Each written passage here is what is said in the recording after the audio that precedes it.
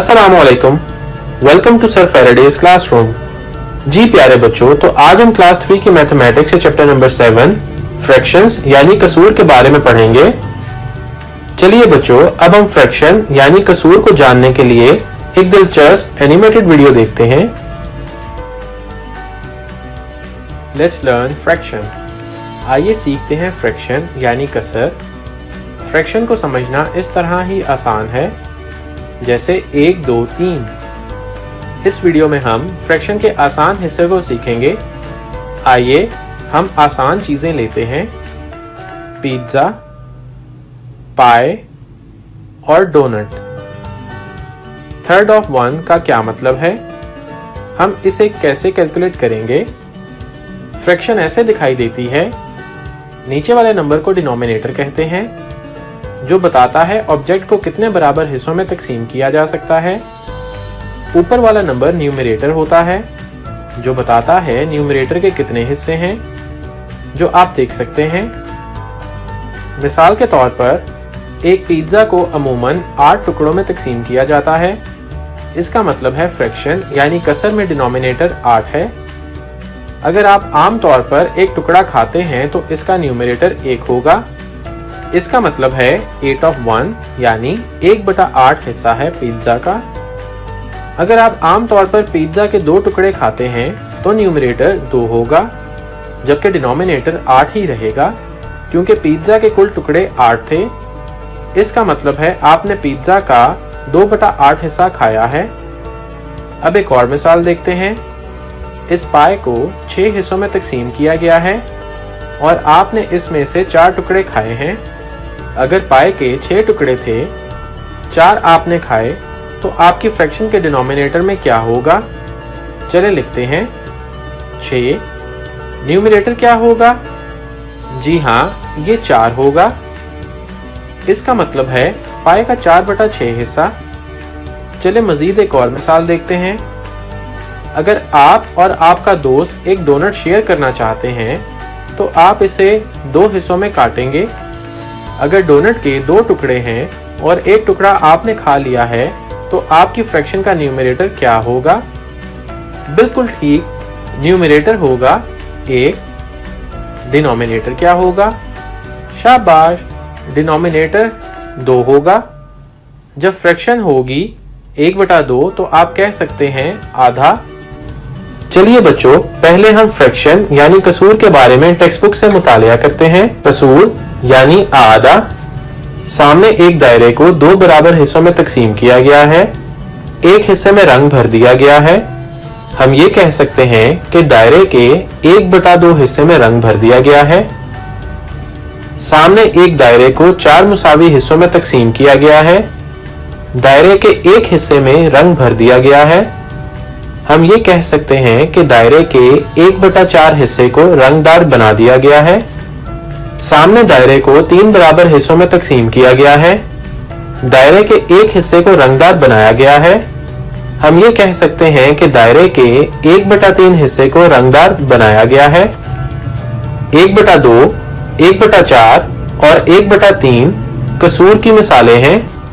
कसर एक मुकम्मल चीज का हिस्सा होती है जिस चीज को यकसा तौर पर तकसीम किया होता है। इस मुस्ततील को देखिए, इसे 3 बराबर हिस्सों में तकसीम किया गया है और 2 हिस्सों को रंगदार किया गया है।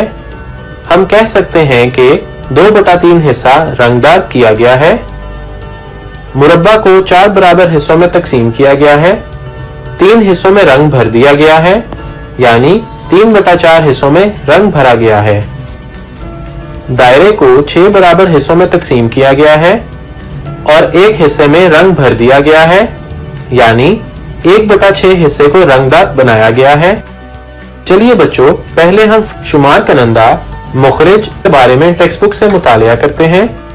कसर के 2 हिस्से होते हैं। शुमार कनंदा किसी शक्ल के बराबर हिस्सों में से रंगदार हिस्से की तादाद को जाहिर करता है। मुखरिज या नसब नुमाया जाहिर करता है कि किसी चीज को कितने बराबर हिस्सों में तकसीम किया गया है। 1/4 में 1 शुमार कनंदा है, जबकि 4 मुखरिज है। 5/6 में 5 शुमार कनंदा है, जबकि 6 मुखरिज है। इस मुस्ततील को देखिए, इसकी कौन सी कसर को रंगदार किया गया है। पहला कदम, हिस्सों की तादाद गिनिए। कुल तादाद को लकीर के नीचे लिखिए। मुस्ततील को 5 बराबर हिस्सों में तकसीम किया गया है। ये मुखरिज या नसब नुमा है। दूसरा कदम, रंगदार हिस्सों को गिनिए और गिनकर लकीर के ऊपर लिखें। ये शुमार करनंदा है। मुस्ततील का एक हिस्सा रंगदार है, इसलिए हम लकीर के ऊपर 1 लिखेंगे। मुस्ततील का 1/5 हिस्सा रंगदार किया गया है। चलिए बच्चों, पहले हम कंपेयरिंग फ्रैक्शंस यानी कसूर मवाजना के बारे में टेक्स्ट बुक से मुतालिया करते हैं। कसूर का मवाजना। अली का जन्मदिन है।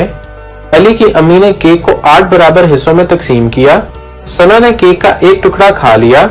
हम कहते हैं कि उसने केक का 1/8 हिस्सा खा लिया। अली ने केक के 3 टुकड़े खा लिए। हम कहते हैं उसने केक का 3/8 हिस्सा खा लिया। किसने ज्यादा केक खाया? 3/8 बड़ा है 1/8 से, इसलिए अली ने ज्यादा केक खाया। चलिए बच्चों, अब हम एडिशन ऑफ फ्रैक्शंस यानी कसूर की जमा को जानने के लिए एक दिलचस्प एनिमेटेड वीडियो देखते हैं। Fraction addition like denominators. Hello students, इस ट्यूटोरियल में हम एक जैसे डिनोमिनेटर्स वाली फ्रैक्शन को जमा करना सीखेंगे। एक मिसाल से शुरू करते हैं। हमें 2/4 में 1/4 जमा करना है। सबसे पहले इसकी तस्वीर बनाते हैं। हम टोटल 4 हिस्सों में से 2 हिस्से मुंतहिब कर चुके हैं, जो कि 2/4 है। फिर हमने 4 हिस्सों में से एक हिस्सा मुंतहिब किया, जो कि 1/4 है। चुनाचा अब हमारे पास टोटल हिस्से 3/4 हैं। अब हम एक प्रॉब्लम से शुरू करेंगे। अब हमें 2/5 में 6/5 जमा करना है। जैसा कि हम देख सकते हैं कि 2/5 और 6/5 के डिनोमिनेटर एक जैसे हैं, जो कि 5 है। इस तरह की प्रॉब्लम्स में हम न्यूमरेटर्स को जमा करते हैं और डिनोमिनेटर को वैसे ही रखते हैं। चुनाचा 2/5 और 6/5 को जमा करने के लिए हम न्यूमरेटर्स को जमा करेंगे और हम न्यूमरेटर्स को वैसे ही रखेंगे, जो कि 5 है। चलिए इसे जमा करें। चुनाचा हमारा टोटल 8/5 है। 8/5 चुनाचा इस तरह से 2/5 जमा 6/5 8/5 के बराबर है।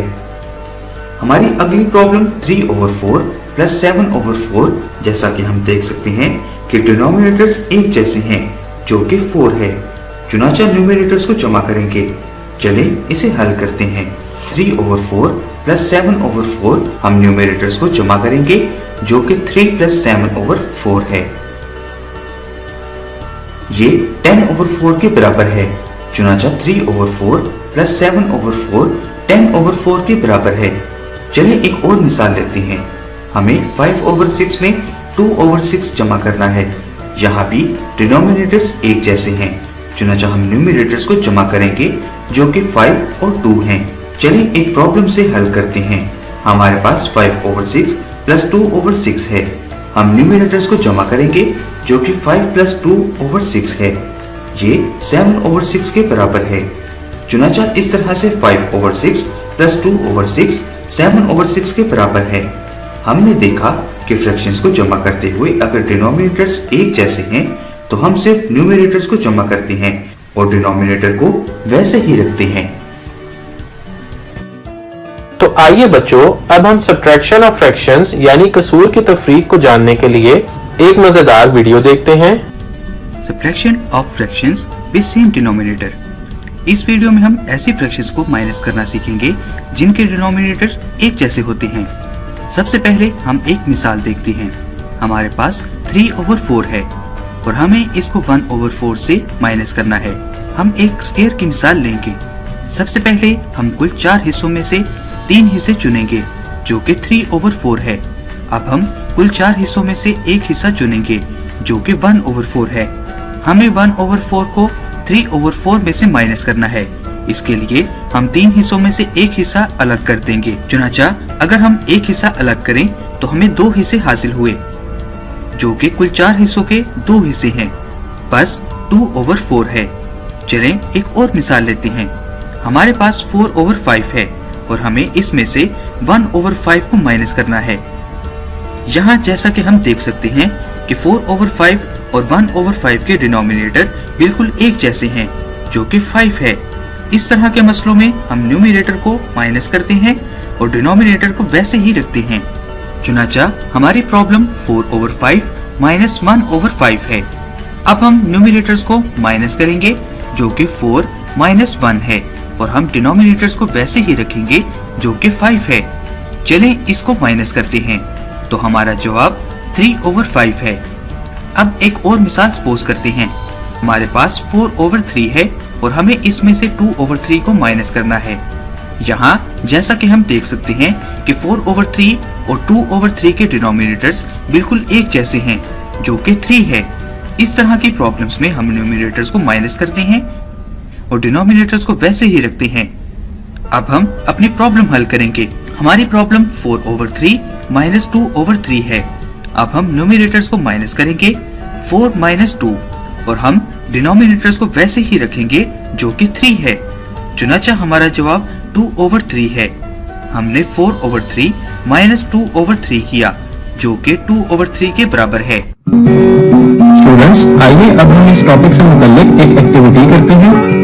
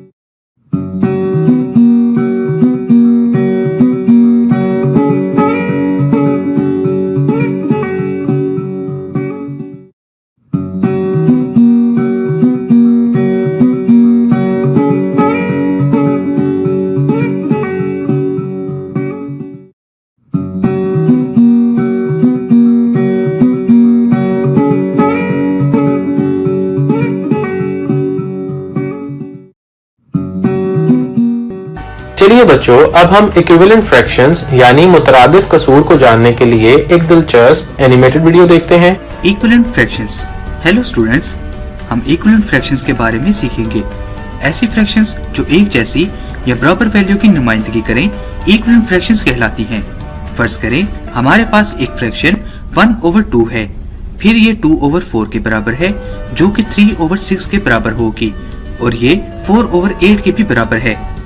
अब हम देखेंगे कि ये कैसे बराबर हैं। हम फ्रैक्शन की खासियत जानते हैं कि अगर हम न्यूमरेटर और डिनोमिनेटर को एक ही नंबर से ज़रब या तकसीम करें तो तब भी फ्रैक्शन की वैल्यू नहीं बदलती। चलें एक मिसाल देखते हैं। हमारे पास एक फ्रैक्शन 1/2 है। अब अगर हम न्यूमरेटर और डिनोमिनेटर दोनों को 2 से ज़रब दें तो हमें 2/4 हासिल होता है। चुनाचा 2/4 की वैल्यू 1/2 के बराबर है। चलें एक और मिसाल देखते हैं। हमारे पास 1/2 है। अगर हम न्यूमरेटर और डिनोमिनेटर दोनों को 3 से ज़रब दें तो हमें 3/6 हासिल होता है। चुनाचा 3/6 की वैल्यू 1/2 की वैल्यू के बराबर है। चलें एक बार फिर इसको फर्ज करते हैं। हमारे पास 1/2 है। न्यूमरेटर और डिनोमिनेटर दोनों को 4 से ज़रब देते हैं, तब हमें 4/8 हासिल होगा, जो कि 1/2 जैसा ही है।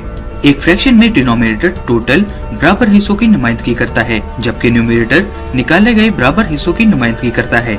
चुनाचा 1/2 2/4 के बराबर है। हम इस कॉन्सेप्ट को तस्वीरी हाकों की मदद से समझेंगे। Visualisation of equivalency. हम इसको मुस्ततील की मदद से देखेंगे। हमारे पास एक मुस्ततील है जिसको 2 बराबर हिस्सों में तकसीम किया गया है और एक हिस्से को चुन लें। चुनाचा फ्रैक्शन 1/2 होगी। हमने 2 हिस्सों में से एक हिस्से को चुना। चलें एक और मुस्ततील लेते हैं और इसको 4 बराबर हिस्सों में तकसीम करते हैं और 2 हिस्सों को चुन लेते हैं। चुनाचा फ्रैक्शन 2/4 होगी। हमने 4 हिस्सों में से 2 बराबर हिस्से चुने। अब एक और मुस्ततील लेते हैं और इसको 6 बराबर हिस्सों में तकसीम करते हैं और 3 हिस्से चुन लेते हैं। चुनाचा फ्रैक्शन 3/6 होगी। जैसा कि आप देख सकते हैं कि समझने के लिए हम हर मिसाल में आधी मुस्ततील चुन रहे हैं। चुनाचा 1/2 2/4 के बराबर है और 2/4 3/6 के बराबर है। आज हमने फ्रैक्शन की इक्विवेलेंसी के बारे में सीखा। Quiz time. तो प्यारे बच्चों, क्यों ना हम कुछ सवालात हल कर लें? जी तो बच्चों, तो हमारा पहला सवाल है, जी बिल्कुल, फर्स्ट ऑप्शन सही जवाब है। शाबाश बच्चों। अब दूसरे सवाल को देखते हैं।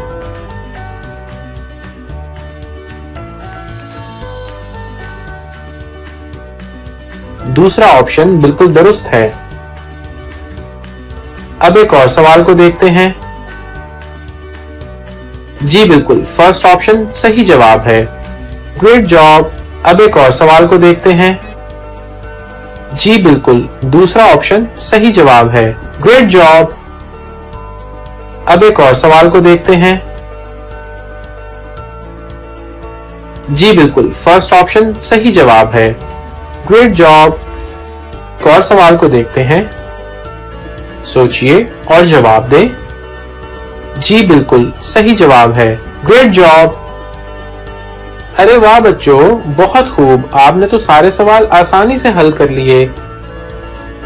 जी तो प्यारे बच्चों, ये था हमारा आज का लेक्चर। उम्मीद है इस टॉपिक को आप अच्छी तरह समझ गए होंगे। अगले लेक्चर में आपसे मुलाकात होगी। तब तक के लिए अल्लाह हाफ़िज़।